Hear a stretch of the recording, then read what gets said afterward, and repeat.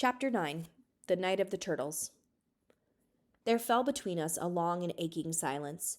Kensuke never once reproached me for what I had done. He was not angry or sullen at me, but I knew I had hurt him to the soul.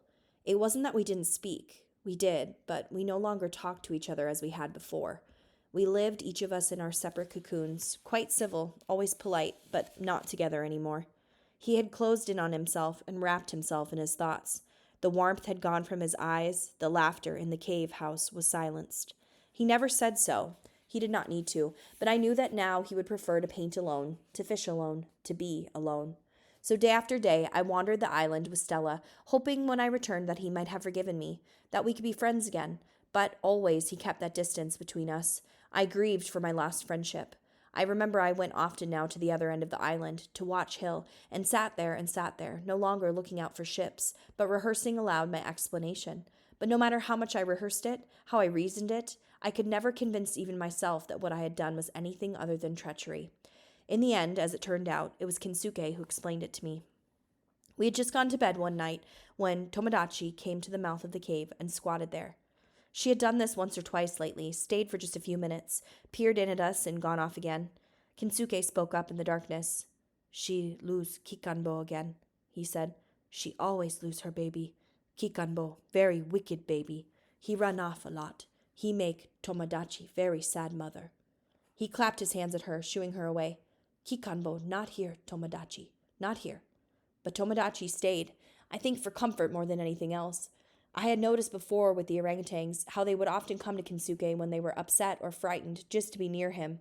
After a while, Tomodachi slunk off into the night and left us alone again, with the din of the forest and the silence between us.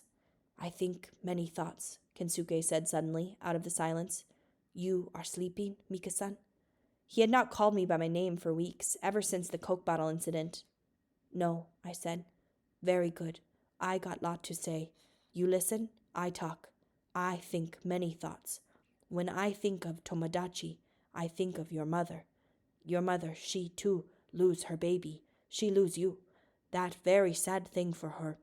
Maybe she come looking, and she not find you. You not there when she come. She think you dead forever, but she see you in her mind. Now, as I speak, maybe she see you in her mind. You always there. I know. I have son, too. I have Misha. He always in my head, like Kimi. They dead for sure, but they in my head. They in my head forever." For a long while he did not say another word. I thought he had gone to sleep. Then he spoke again. "I tell you everything, I think, Mika-san. It best way. I stay on this island because I want stay on this island. I do not want go home Japan. Different thing for you. You want to go back home across the sea, and that right thing. Good thing for you, but not good for me. For me, very sad thing. Many years I live alone here. I happy here. Then you come. I hate you when you first come, but after little while you are like son to me. I think maybe I like father to you. You like son to me. I very sad now when you go. I like talk with you. I like listen. I like sound when you speak. I want you stay here on this island. You understand?" "I think so," I said. "But you do one very bad thing. We friends, but you not tell me what you feel. You not say what you do. That not honorable thing to do. When I find bottle, when I read words, I very sad person indeed. But after little while, I understand. I think maybe you want stay here with me, and you also want to go home. So when you find bottle, you write message. You do not say what you do because you know it make me sad. I write, yes?" "Yes," I said. "You very young person, Mika-san. You paint good picture, very good picture, like Hokusai. You have long life waiting for you. You cannot live whole life on this island with old man who die one day. So, thinking like this, I change my mind. You know what we do tomorrow?" He didn't wait for me to answer. "We start build new fire, big fire. We ready then for when we see ship. Then you go home. And also we do another thing. We play soccer, you, me. What you say?" "All right." It was all I could say. He had in just those few moments lifted the whole weight of guilt off my shoulders and given me such happiness, such new hope. Very good, very good. You sleep now. We do lot of work tomorrow, lot of soccer also. The next morning we began building a beacon on the hilltop above the cave house. We used most of the pile of firewood we had collected for the cooking fire and stored in the dry area at the back of the cave. He even sacrificed some of his best pieces of driftwood. It wasn't far to carry it, so before long we had enough to make a sizable fire.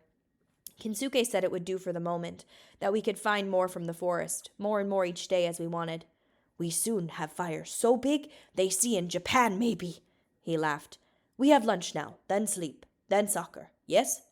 Later that afternoon we set up sticks in the sand for a goal and took turns shooting at each other. The ball was very soft, so it didn't bounce any better on the sand than it had back on the mud of the playground back home, but it didn't matter. Kensuke may have carried a stick, he may have been as old as the hills, but he could kick a soccer ball well enough to put it past me, and often, too. What a time we had. Neither of us wanted it to end. With a crowd of bemused orangutans looking on, with Stella interfering and chasing after every goal scored, we were at it till darkness drove us at last up the hill. We were both too tired to do more than have a long drink of water, eat a banana or two, and go to our sleeping mats. It was after our reconciliation that I came to know Kensuke better than I ever had before. His English became more and more fluent, and he clearly loved to speak it now. For some reason, he was always more happy to talk while we were out fishing in his outrigger.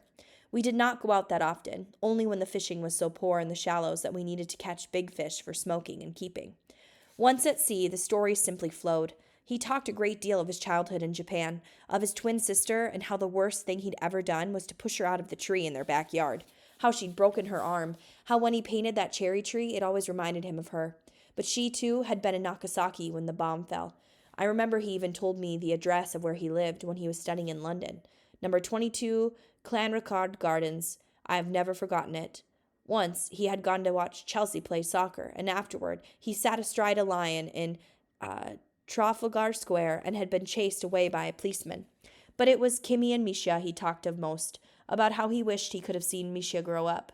Misha, he said, would have been nearly 50 by now if the bomb hadn't fallen on Nagasaki, and Kimi would be exactly the same age as he was, 75. I rarely interrupted him when he was like this, but once to comfort him, I did say, "Bombs don't kill everyone. They could still be alive. You never know. You could find out. You could go home." He looked at me then as if it was the first time such a possibility had ever occurred to him in all those years. "Why not?" I went on. "When we see a ship and we light the fire and they come and fetch me, you could come too. You could go back to Japan. You don't have to stay here." He thought about it for some time, but then shook his head. "No," he said. "They are dead. That bomb was very big bomb, very terrible bomb. Americans say Nagasaki is destroyed. Every house. I hear them. My family dead for sure. I stay here. I safe here. I stay on my island." Day after day, we piled more and more wood on the beacon. It was massive now, bigger even than the one I had built on Watch Hill. Every morning now, before we went down to the pool to wash, Kensuke would send me up to the top of the hill with his binoculars. I always scanned the horizon, both in hope and in trepidation. I longed to see a ship. Of course I did. I longed to go home, but at the same time, I dreaded what that would mean. I felt so much at home with Kensuke. The thought of leaving him filled me with a terrible sadness. I determined to do all I could to persuade him to come away with me, if and when a ship came. At every opportunity now, I talked to him of the outside world, and the more I talked, the more he seemed to become interested. Of course, I never spoke of the wars and famines and disasters. I painted the best picture of the world outside that I could. There was so much he didn't know. He marveled at all I told him, at the microwave in our kitchen, at the computers and what they could do, at the Concorde flying faster than the speed of sound, at men going to the moon, and at satellites. These things took some explaining, I can tell you. Some of it he didn't even believe, not at first. The time came when he began to quiz me. In particular, he would ask about Japan. But I knew very little about Japan, only that back home in England, lots of things, including our microwave, had "Made in Japan" written on them. Cars, calculators, my father's stereo, and my mother's hairdryer. "I made in Japan person," he laughed. "Very old machine, still very good, still very strong." Try as I did to trawl my memory, after a while I could find nothing more to tell him about Japan, but he would still keep asking, "You sure there no war in Japan these days?" I was fairly certain there wasn't, and said so. They build up Nagasaki again after bomb? I told him they had, and hoped I was right. All I could do was reassure him as best I could, and then tell him the same few things I did know about over and over again. He seemed to love to hear it, like a child listening to a favorite fairy story. Once, after I'd finished expounding again, yet on the amazing sound quality of my father's Sony stereo that made the whole house vibrate, he said very quietly, Maybe one day, before I die, I go back to my home. One day I go back to Japan. Maybe. I wasn't sure he meant it, but it did mean that he was at least considering it, and that gave me some cause for hope. It wasn't until the night of the turtles, though, that I came to believe that Kensuke was really serious about it. I was fast asleep when he woke me. You come, Mika-san. Very quickly you come. You come, he said. What for? I asked him, but he was already gone. I ran out after him into the moonlight and caught him halfway down the track. What are we doing? Where are we going? Is it a boat? Very soon, you see. Very soon. Stella stayed at my heels all the way to the beach. She never liked going out in the dark very much. I looked around. There was nothing there. The beach looked completely deserted. The waves lapped listlessly. The moon rode the clouds, and the world felt still about me, as if it were holding its breath. I did not see what was happening until Kensuke suddenly fell on his knees in the sand. They very small. Sometimes they are not so strong. Sometimes in the morning birds come and eat them. And then I saw it. I thought it was a crab at first. It wasn't. It was a minuscule turtle, tinier than a terrapin, clambering out of a hole in the sand and then beetling off down the beach toward the sea. Then another, and farther down the beach, dozens of them, hundreds I could see now, maybe thousands, all scuttling across the moonlight sand into the sea. Everywhere the beach was alive with them. Stella was nosing at one, so I warned her off. She yawned and looked innocently up at the moon. I saw that one of them was on its back, and at the bottom of the hole, legs kicking frantically. Kensuke reached down, picked it up gently, and set it on its feet in the sand. You go to sea, little turtle, he said. You live there now. You soon be big, fine turtle, and then one day you come back and see me, maybe. He sat back on his haunches to watch him scuttle off. You know what they do, Mika. Mother turtles, they lay eggs in this place. Then, one night time every year, always when moon is high, little turtles are born. Long way to go to sea. Very many die. So always I stay. I help them. I chase birds away so they not eat baby turtles. Many years from now, when turtles are big, they come back. They lay eggs again. True story, Mika-san. All night long we kept our vigil over the mass berth as the infant turtles made their run for it. We patrolled together, reaching into every hole we found to see if there were any left, stuck or stranded. We found several too weak to make the journey and carried them down to the sea ourselves. The sea seemed to revive them. Away they went, no swimming lessons needed.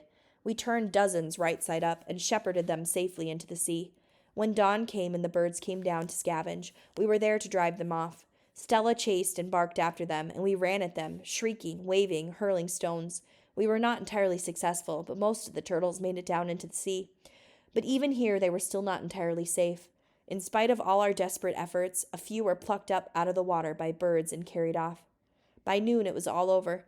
Kensuke was tired as we stood ankle deep in the water, watching the very last of them swim away. He put his arm on my shoulder. They very small turtles, Mika-san, but they very brave. They braver than me. They do not know what they find out there, what happened to them, but they go anyway. Very brave. Maybe they teach me good lesson. I make up my mind. When one day ship come and we light fire and they find us, then I go. Like turtles, I go. I go with you. I go home to Japan. Maybe I find Kimi. Maybe I find Misha. I find truth. I go with you, Mika-san.